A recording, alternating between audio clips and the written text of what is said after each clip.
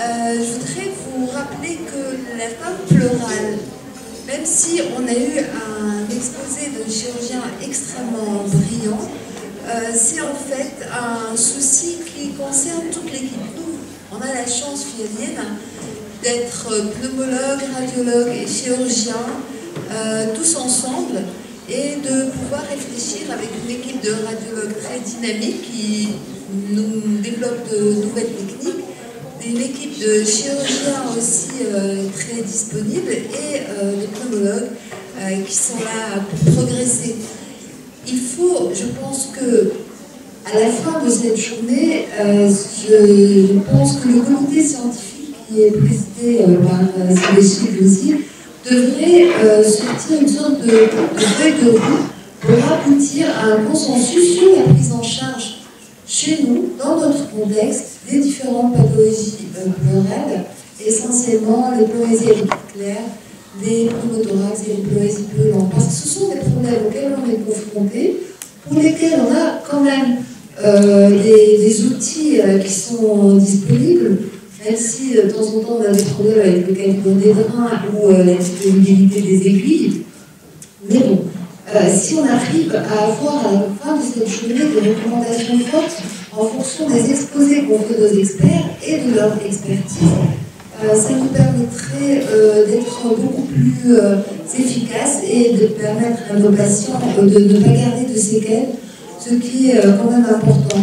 Ceci dit, en général, avec les pleurésies infectieuses, on a quand même très souvent, en tout cas dans le service où on a l'avantage d'avoir des femmes et des enfants, quand même de bons résultats. On a rarement des catastrophes prédites par notre chirurgien.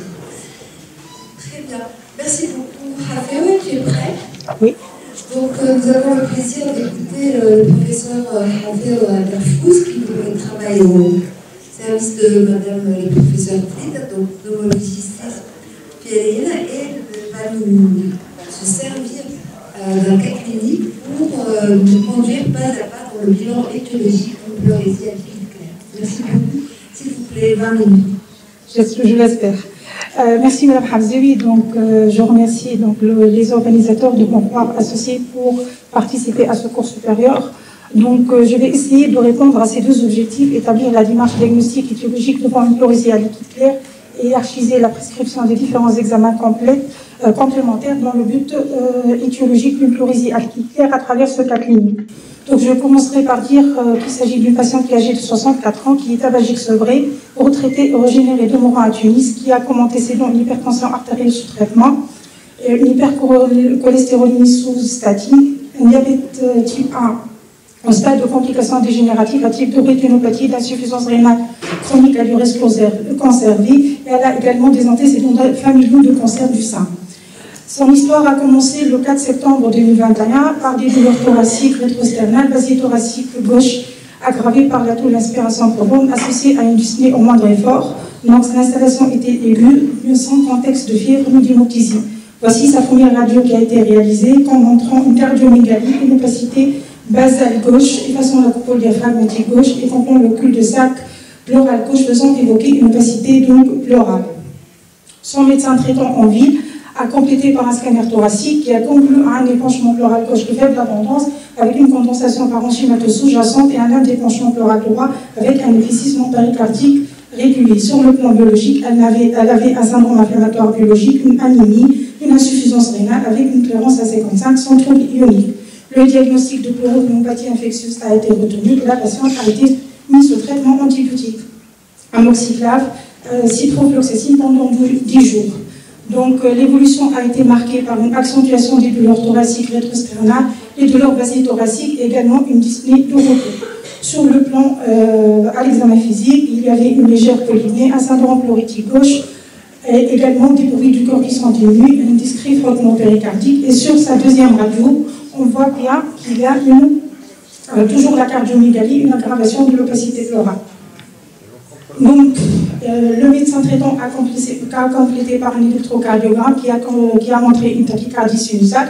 Toujours sur le plan biologique, un syndrome inflammatoire biologique, une insuffisance rénale qui est relativement stable, avec des procalcitoniques qui sont négatifs.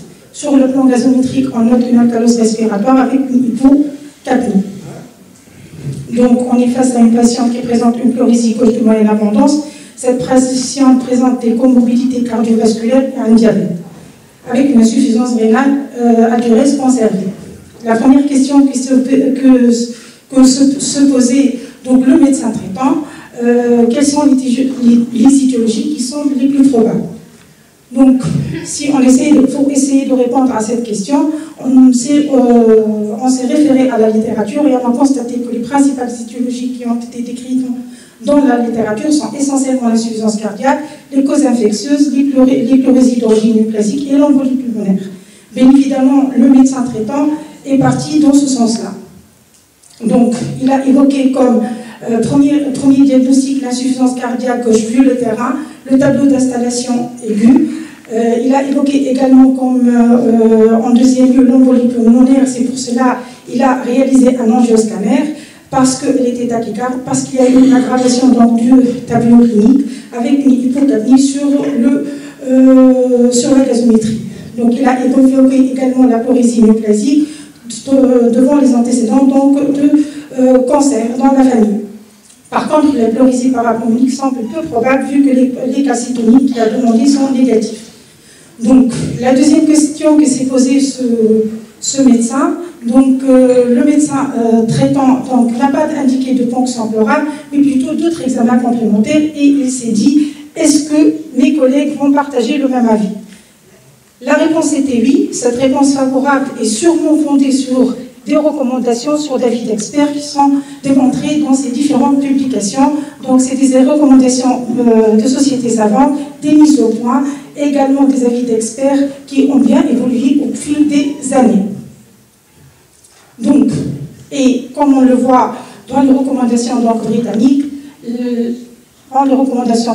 donc, la première étape consiste à rechercher par l'anamnèse clinique une étiologie qui est connue, dont il faut traiter, sinon, en l'absence d'amélioration, référer le patient à un pneumologue, la chose qu'a fait le médecin traitant en vie. Également, dans cette publication, donc, les experts se sont accordés à dire que la ponction pleurale n'a pas de place quand on suspecte une insuffisance cardiaque gauche et qu'il suffit d'avoir un taux de pro-BNP négatif pour exclure cette étiologie. Donc, dans ce sens-là, le médecin traitant a pratiqué le dosage de de pro-BNP qui était négatif, les dédimères par contre étaient positifs. Et n'oublions pas que c'est une patiente qui a été explorée pendant la pandémie Covid, donc la PCR SARS-CoV-2 était négative et il a complété également par un angioscanner puisque donc, le deuxième diagnostic qui a été évoqué était une embolie pulmonaire qui a infirmé ce diagnostic. Par contre, il a montré un épanchement pleural péricardique circonférentiel avec un épanchement pleural gauche de moyenne abondance, également un épanchement pleural droit de faible abondance avec un collapsus passif. Devant la découverte de cet épanchement péricardique qui est jugé de grande abondance, le médecin traitant a complété par une échographie cardiaque qui a confirmé qu'il s'agit bien d'un épanchement de grande abondance avec des signes de compression, avec donc une bonne fonction systolique, une insuffisance tricuspidée minime avec une PAPS normale. Donc le diagnostic de pleurécardite à ce stade-là a été retenu et la patiente a été mise sous colchicine et asbéchique. L'évolution a été initialement favorable avec une amélioration clinique, une diminution nette de l'épanchement pleurécardique à l'échographie.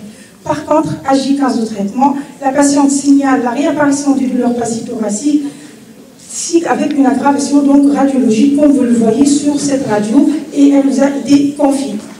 À l'examen, donc elle avait toujours le syndrome pleuritique gauche, il y avait une légère diminution de murmure vésiculaire à la base droite, il n'y avait pas de trouble hémodynamique, l'auscultation cardiaque était normale.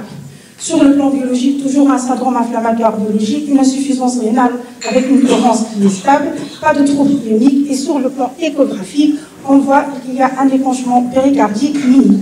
Donc au total, on est face à une patiente qui présente qui a présenté une péricardite de grande abondance, qui a bien évolué sous anti-inflammatoire non stéroïdal sous colchicine, mais elle garde une pleurésie gauche persistante. Donc les deux questions se posent. Tout d'abord, face à cette pleurésie persistante, quel sera le bilan étiologique à demander? comment va-t-on hiérarchiser ces différents examens complémentaires qu'on va demander? Pour cela, on s'est posé la première question. Quels seront les examens, d'après vous, quels seraient les examens complémentaires à demander en première intention chez cette patiente? Donc, si on va se référer aux recommandations, quelles que soient les recommandations, les différentes recommandations plutôt, et les différentes mises au point, ainsi que les avis des experts, le premier examen à réaliser est la ponction pleurale éco-guidée avec des niveaux de d'évidence A. Donc, pour notre patiente, bien évidemment, c'est ce qui a été demandé, ponction pleurale éco-guidée, et voici les données de l'échographie. C'était un épanchement pleural gauche de moyenne abondance. Le repérage nous a permis cette ponction pleurale. Et l'échographie a également montré un épaississement régulier de 7 mm de la plaie pulmonaire, un collapsus du parenchyme pulmonaire en regard. La ponction pleurale a montré un liquide jaunâtre intraséro-fibrineux avec un taux de protéines à 40 grammes par litre, révalta positif, une cellularité à 280 éléments par millimètre cube à prédominance lymphocytaire. Donc, notre patient présente une pleurésie exudative. Donc, parce que, en se référant aux critères de Leitz, le rapport protide, donc du liquide pleural protide sérique est supérieur à 0,5. Malheureusement, on ne dispose pas du dosage du LDH et on ne dispose pas d'usage de LDH pour terminer donc, et plutôt compléter et vérifier les critères de Leitz. Par contre, on sait qu'il y a d'autres marqueurs biochimiques qui peuvent être demandés, tels que le dosage de cholestérol, de l'urine, le calcul du gradient d'albumine, également le pH, le dosage du glucose dans le liquide pleural. Pourquoi demander ces marqueurs biochimiques? Est-ce qu'ils sont systématiques? Je commencerai par répondre pourquoi. Parce qu'il a été constaté que 15 à 25% des transudats sont classés des exsudats et l'apport du gradient à albumine permet de classer certains liquides oxydatifs en transudatifs, bien que, selon la littérature, les critères de Leitz présentent une meilleure sensibilité, une meilleure spécificité par rapport aux autres paramètres et par rapport aux autres marqueurs biochimiques, mais dans certaines situations, et lorsque on n'arrive pas à obtenir, à valider les critères de Leitz, ces deux-là seraient intéressants. Ces deux-là seraient également intéressants dans certaines situations, particulièrement la pathologie infectieuse. Mayem l'a bien précisé, la détermination du pH, le dosage du glucose orientera plutôt vers les causes infectieuses. Certains paramètres, certains dosages également vont être utiles dans certains diagnostics différentiels tels que le dosage de cholestérol, de triglycérides en faveur du chylothorax, également pour le dosage de l'amylase dans le liquide pleural lorsqu'on suspecte une cause pancréatique en face à une pleurésie à liquide clair exsudatif. Qu'en est-il pour l'amélioration en formule sanguine? Son intérêt est limité, mais toutefois elle permet d'éliminer les diagnostics différentiels. Si on dit que son intérêt est limité, pourquoi on l'a fait? On l'a fait parce qu'elle va nous aider dans le choix et l'établissement de la liste des différentes étiologies qu'on va chercher. Donc si on revient à notre patiente, je rappelle qu'elle présente une pleurésie à liquide clair exsudatif lymphocytaire. Ici, on se réfère à ce tableau donc, publié. On retrouve que, d'après ce tableau, les principales étiologies, ce sont les pathologies infectieuses et la tuberculose. Je la cite en premier lieu parce qu'on est un pays endémique et c'est une pathologie donc, qui est de diagnostic facile et rapidement curable. Je cite également les épanchements pleuraux, les hémopathies, les pleurésies en rapport avec des maladies de système, particulièrement la polyarthrite rhumatoïde, le lupus et également les sarcoïdoses. Donc, si on va essayer de se référer aux recommandations pour pouvoir, qu'est-ce qu'on va indiquer par la suite comme examen complémentaire pour notre patient, on voit sur les recommandations britanniques que l'importance de l'analyse du liquide pleural sur le plan études chimiques, cytologie et également cellularité va nous permettre donc de nous guider vers le deuxième examen complémentaire que les recommandations britanniques jugent en deuxième lieu, c'est le scanner thoracique. Par la suite, donc, en fonction du durée du scanner thoracique, en présence ou non d'anomalies scannographiques, toute la question est là, que va-t-on choisir? Est-ce qu'on va choisir des examens peu invasifs ou on va aller directement à la thoracoscopie, qui est le gold standard? Également, dans cette mise au point allemande, publiée plus récemment en 2019, on retrouve parmi les examens complémentaires le scanner, mais également parallèlement d'autres examens complémentaires en fonction donc, de l'orientation l'orientation clinique, des données donc, de la ponction pleurale pour arriver au final à des examens qui sont plus invasifs. Et à ce niveau-là, donc, les différentes publications récentes se sont basées à établir étudier la spécificité, la sensibilité de ces examens pour pouvoir établir des recommandations. Les recommandations qui sont évidentes, c'est que la biopsie simple est un examen qui n'est pas utile, sauf en cas de forte suspicion donc, de tuberculose, vu sa rentabilité. Il est généralement indiqué lorsque les ressources limitées. Par contre, donc, les publications donc, vont vers les biopsies scanoguidées chaque fois que sur le plan scanographique on retrouve des anomalies. C'est ce qui justifie sa prescription avant les gestes donc, de biopsie. Également la thoracoscopie, le choix entre thoracoscopie médicale et thoracoscopie chirurgicale est essentiellement basé donc, sur l'évaluation du terrain, l'évaluation du bénéfice risque et l'évaluation donc des comorbidités, mais dans tous les cas, la thoracoscopie restera le gold standard avec une bonne sensibilité et une bonne spécificité. Donc si on revient à notre patiente, la patiente, nous avons opté pour une biopsie pulmonaire à l'aiguille d'Abrams. Ce choix est raisonnable et justifié si on se réfère aux recommandations. On est dans un pays endémique. C'est une patiente donc, qui se présente avec une pleurésie à liquide clair exsudatif lymphocytaire, mais aussi on a des données déjà avec des examens simples. Tout d'abord l'échographie thoracique qui est plutôt en faveur vers un épaississement régulier. Cette donnée a été confirmée par l'angioscanner qui a été réalisé certes avant donc, la biopsie pleurale, mais c'était dans un contexte d'urgence pour éliminer une embolie pulmonaire. Tous ces éléments-là nous ont permis de justifier le choix de réaliser une biopsie pleurale à l'aiguille d'Abrams, bien que l'étiologie néoplasique ait aussi été pratiquement au même plan par rapport à la tuberculose. Malheureusement, la biopsie pleurale ne nous a pas ajouté beaucoup de choses, puisque ça a conclu à un remaniement fibrino-inflammatoire non spécifique, avec absence de signes histologiques de malignité. Parallèlement, nous avons complété par une cytologie du liquide pleural après la biopsie. Sa rentabilité est prouvée en cas de suspicion d'un épanchement pleural malin. On a également complété par la fibroscopie la cytologie du liquide bronchique et pour augmenter la rentabilité dans le sens du diagnostic de la tuberculose. On a également complété par un bilan immunologique. Pourquoi? Parce que je vous rappelle que c'est une patiente qui s'est présentée avec une pleuropéricardite, bien qu'avec une insuffisance rénale chronique. On ne sait pas est-ce que cette insuffisance rénale chronique est liée à son diabète ou pas. Donc il était justifié de compléter par ce bilan et on a choisi de compléter par les anticorps antinucléaires, par le dosage du facteur Romain-8, parce que ce seraient les deux étiologies les plus fréquentes pour voyage d'un épanchement pleural exsudatif.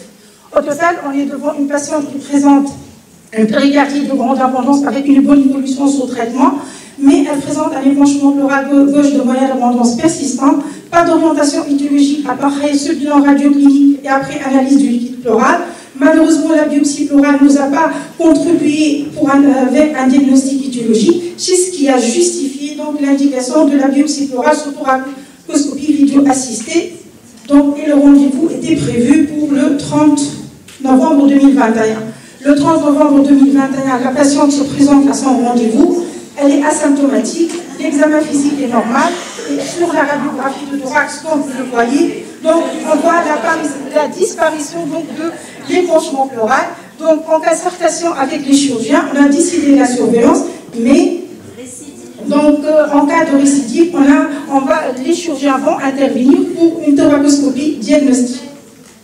Donc en juin, elle est toujours asymptomatique, il n'y a pas d'épanchement. Par contre, en décembre 2022, récidive descriptif de la symptomatologie et sur la radiographie de thorax, comme vous le voyez. Donc on a une opacité pleurale gauche récidive du même côté. Et les explorations sont en faveur donc toujours d'une pleurésie exudative lymphocytaire à prédominance lymphocytaire. Donc j'ai pas mis les autres examens complémentaires. Elle a eu un scanner, c'est le même, il n'y a pas d'autre anomalie par rapport au premier scanner. Là, on n'a pas donc vu qu'on a déjà pris la décision d'aller d'emblée vers une thoracoscopie, chose qui a été donc faite. Et en père opératoire, il n'y avait pas un aspect particulier au niveau des feuillets pleuraux et toujours une biopsie non concluante avec une hyperplasie mésothéliale réactionnelle. Donc, au final, on est devant une patiente âgée de 64 ans, tabagique sevrée, aux antécédents de diabète, de comorbidité cardiovasculaire, antécédents familiaux de cancer, qui a présenté une péricardite aiguë qui a bien évolué sous anti-inflammatoire, qui a présenté une pleurésie gauche de moyenne abondance, récidivement d'étiologie indéterminée, ou peut-on parler d'une pleurésie idiopathique? Personnellement, je préfère le terme d'étiologie indéterminée parce que vous voyez, avec la surveillance, elle récidive. Est-ce que c'est réellement une étiologie indéterminée? C'est une patiente, n'oubliez pas que c'est une patiente qui a des comorbidités cardiovasculaires, elle a également une insuffisance rénale chronique, et on sait que dans 20% des cas, l'étiologie, donc un exudat, peut être d'origine cardiaque. Donc on a indiqué quand même la surveillance chez cette patiente, mais la question qui se pose, à quel rythme et pour quelle durée? Du moins, elle est en vie, on va la voir tous les 6 mois, elle est sensibilisée, si elle a des douleurs thoraciques, elle reconsulte donc immédiatement et on va essayer donc de voir l'évolution et peut-être indiquer d'autres examens complémentaires, je ne sais pas, d'autres dosages au niveau du liquide pleural pour pouvoir étayer l'étiologie à cette pleurésie récidivante. Donc je finirai par dire devant une pleurésie sans orientation particulière, jusqu'à où peut-on y aller? J'ai essayé donc de résumer en fait ces différentes recommandations, essayer de les adapter par rapport à notre pays, à notre vie quotidienne. Donc il est clair, devant une suspicion de pleurésie à liquide clair, l'étape critique est fondamentale pour pouvoir donc rechercher une étiologie sous-jacente traitable. La deuxième situation est beaucoup plus difficile lorsqu'on n'a pas d'orientation étiologique. Ce qui est sûr, la ponction pleurale éco-guidée est un examen crucial permettant une étude macroscopique, l'étude donc chimique, l'étude de la formule cellulaire, l'étude cytologique à la recherche de cellules néoplasiques, l'étude bactériologique. On a beaucoup de progrès dans ce sens-là concernant le diagnostic donc de la tuberculose. L'analyse donc du liquide pleural va nous permettre de distinguer entre exudat. Si on est devant un transudat, les choses sont beaucoup plus faciles et on va rechercher les étiologies dans ce sens-là. Par contre, lorsqu'on est devant un exudat, la situation devient de plus en plus difficile. Il est sûr que les deux principaux examens à réaliser seront la biopsie pleurale et l'imagerie thoracique. Quel examen demander avant l'autre? Donc, on sera face à plusieurs situations. Par contre, n'oubliez pas que déjà l'analyse du liquide pleural va nous permettre, dans certaines situations, d'éliminer ou de confirmer certains diagnostics pour pouvoir indiquer une prise en charge appropriée. Donc, lorsqu'on est à ce niveau-là, 3 situations vont se présenter éventuellement. Première situation qui est la plus fréquente chez nous, en cas de suspicion de tuberculose, ce qui est sûr et ce qui est recommandé, c'est de réaliser une biopsie pleurale à l'aveugle parce qu'elle a une bonne rentabilité, mais lorsqu'elle est négative, on passera à la thoracoscopie.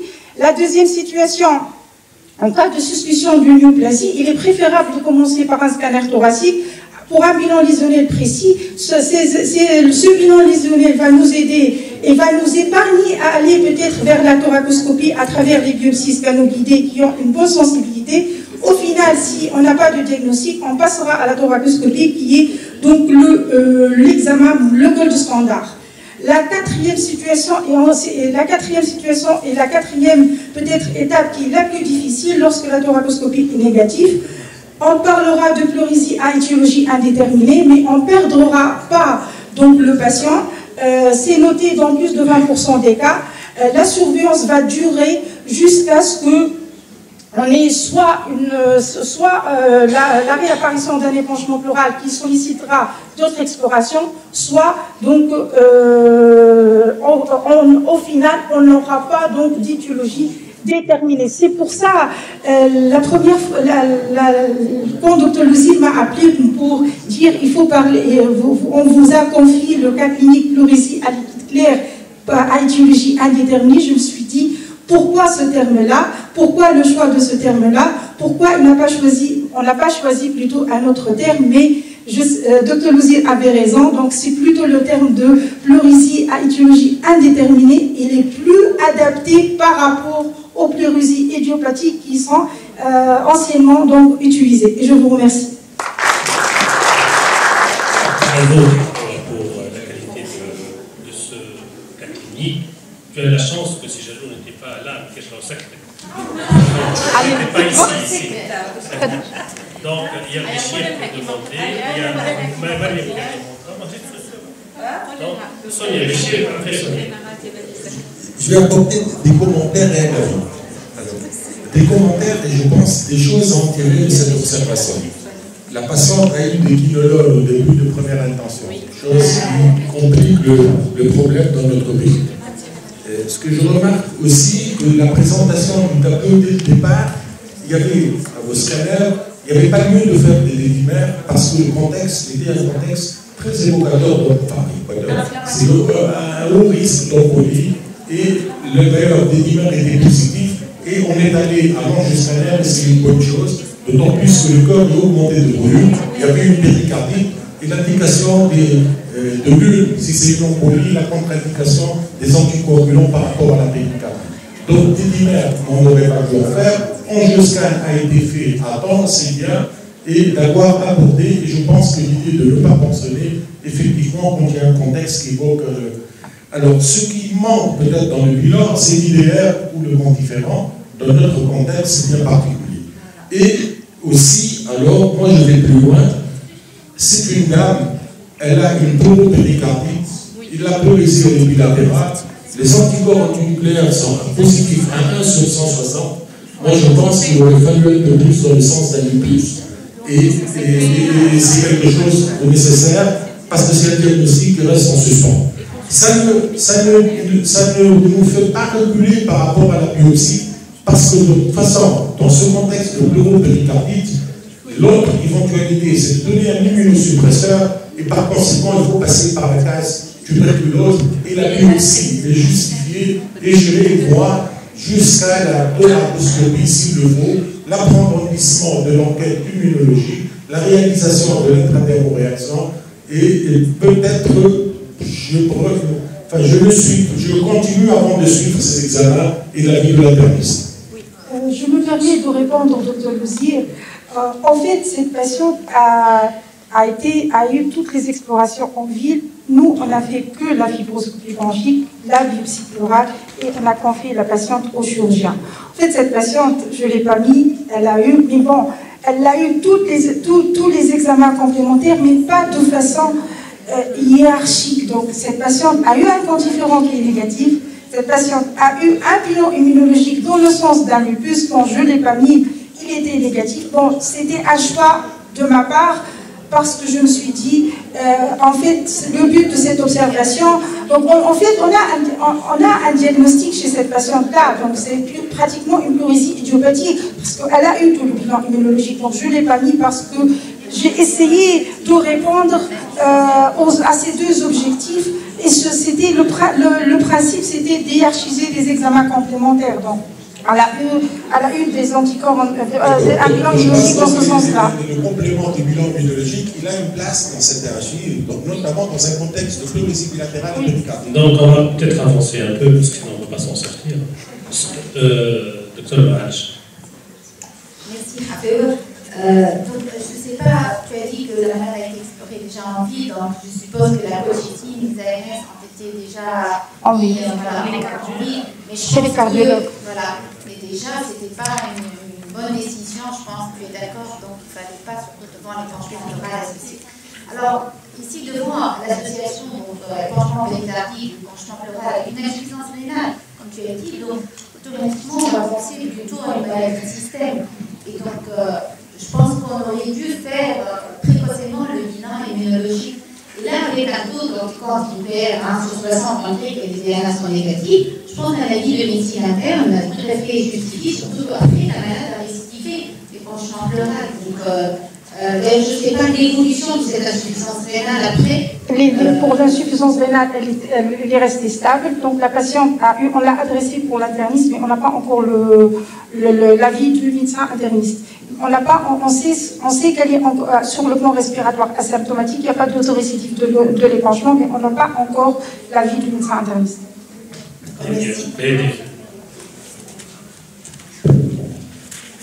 Je voulais poser la question quant à l'intérêt d'un bilan minimal de néoplasie, tel que l'écho-mammo, au moins les examens de dépistage habituels qu'une femme de son âge devrait faire. Et la deuxième réflexion, c'est par rapport à la biopsie pleurale à l'aveugle.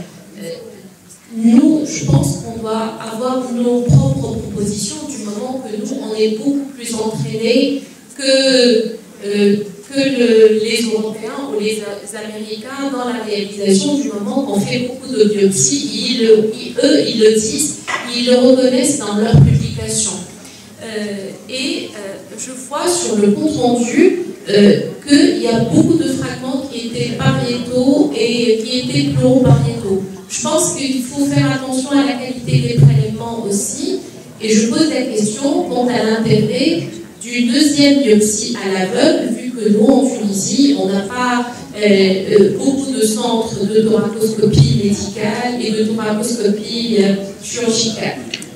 Pour répondre à la première question, donc concernant le bilan à minima en cas de suspicion d'une néoplasie, donc ce qui est recommandé, l'examen donc pour le sein, ce qui est actuellement recommandé avec des recommandations avec un niveau d'évidence A, examen mammaire systématique avec en cas de la moindre suspicion, on a réalisé la mammographie. Cette patiente-là n'a pas eu sa mammographie, ça a eu une mammographie quand on a posé la question, quand on a examiné, il n'y avait rien, et c'est une patiente qui avait la dernière mammographie qui a été pratiquée remonte à 6 mois. Pour la deuxième question, l'intérêt de la biopsie, donc d'une deuxième biopsie, certes, dans les publications, certaines équipes et certains experts recommandent même de refaire, multiplier la ponction pleurale, parce que la rentabilité est beaucoup plus importante, et même pour une deuxième biopsie pleurale, il y a des recommandations dans ce sens-là. D'ailleurs, c'est ce qu'on est en train de faire dans notre pratique quotidienne. Une première biopsie qui est négative, on va vers une deuxième biopsie en attendant le rendez-vous de thoracoscopie.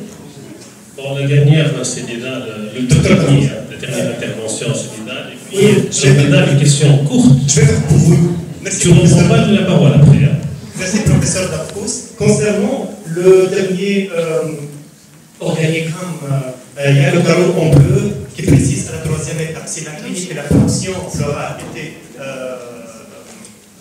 non concluantes, il faut compléter par une imagerie thoracique. Est-ce qu'on doit changer le mot imagerie thoracique? Merci. Imagerie thoracique. TDM thoracique. Oui, est-ce qu'on doit changer ça par imagerie thoracique, surtout pour une patiente qui n'a aucun signe clinique de réparation? Oui, en fait, oui, c'est possible de le changer, pourquoi pas, un scanner thoracique, un TAP, donc à la recherche d'une néoplasie sous-jacente, oui, pourquoi pas. Bien. Simplement, je voudrais quand même rebondir sur la proposition de Béchir Louzier concernant le quantiférant et l'IDR. Béchir, l'IDR et le quantiférant, est-ce qu'ils sont vraiment une classe chez cette patiente qui est symptomatique avec une pleurésie? Que ce soit positif ou négatif, ça ne va pas du tout changer notre profil diagnostic. Il y a des jeunes dans la salle quand même, et c'est toujours, moi je ne suis pas pour le quantiférant ni l'IDR quand on a une suspicion de tuberculose maladie. En fait, ici, indépendamment de la tuberculose maladie, on est déjà dans le contexte, il y a deux. Parce que si on n'élimine pas une maladie systémique, et particulièrement pas du plus, qui continue à avoir jusqu'à maintenant, il y a peut-être derrière une idée d'un traitement immunosuppresseur, et donc tous les cas, l'idée ou les contiférants peuvent être positifs dans l'éventualité d'une chimioprophylaxie. Si jamais il y a une maladie systémique derrière, on va mettre un traitement immunosuppresseur. Si on va mettre un traitement immunosuppresseur, on est obligé de passer par la case, et elle est contributive dans le diagnostic par rapport à un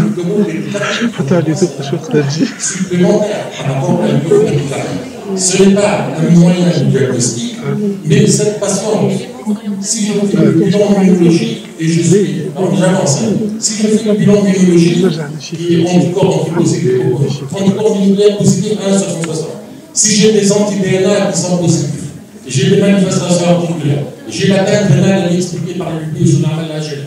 Par la suite, va se poser le problème. Est-ce que c'est la biopsie, elle est due à la maladie ou à la tuberculose?